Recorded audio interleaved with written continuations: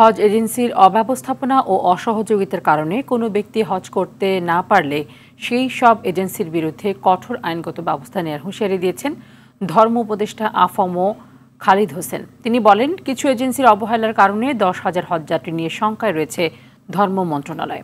সচিবালয়ে সংবাদ সম্মেলনে একথা জানান তিনি। বিস্তারিত বিলাল হোসেনের রিপোর্টে। এজেন্সিগুলোর গাফিলতির কারণে প্রতি বছর হজ মৌসুমে কোনো না কোনো জটিলতা বা সংকটে পড়তে হয় বাংলাদেশের হজ যাত্রীদের। এবছর 29 এপ্রিল প্রথম হজ ফ্লাইট ঘোষণা করা হলেও এখনও মক্কা ও মদিনায় 10,487 জনের বাড়ি ভাড়া চূড়ান্ত করতে পারেনি 9টি হজ এজেন্সি। সৌদি সরকারের রোডম্যাপ অনুযায়ী 18 এপ্রিলের মধ্যে ভিসা সম্পূর্ণ বাধ্যতামূলক থাকলেও এখনও হজ যাত্রীদের সকল ডকুমেন্ট সাবমিট করতে পারেনি এসব এজেন্সি।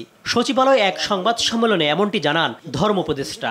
মক্কায় 7,274 জন, মদিনায় 3,213 জন, মোট 10,487 জন হজ যাত্রীর বাড়ি ভাড়া এখনও চূড়ান্ত হয়নি। সকল এজেন্সিকে অনুরোধ জানাবো তারা যেন হজ যাত্রীদের হজব্রত পালনের স্বার্থে সৌদি সরকারের নির্ধারিত সময়ের মধ্যে সকল কার্যক্রম সম্পন্ন করেন। ওই সৌদির নুসুক মাশআর অ্যাপসটা খোলা আছে, এখনও রিকোয়েস্ট দিলে গ্রহণ করবে।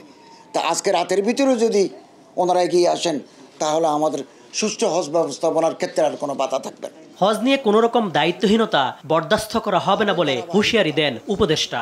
কোনো হাজি যদি হজে যেতে ব্যর্থ হন তাহলে সে সমস্ত এজেন্সির বিরুদ্ধে আমরা আইনানুগ ব্যবস্থা নেব, তাদের লাইসেন্স আমরা বাতিল করে দেব, তাদের যেটা জামানত আছে সেটা বাজেয়াপ্ত করব।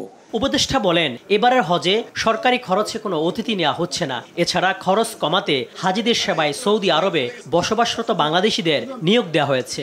সরকারি অর্থ ব্যয়ে কোনো অতিথিকে আমরা হজে নিচ্ছি না। বিলাল হোসেন, OTV, ঢাকা।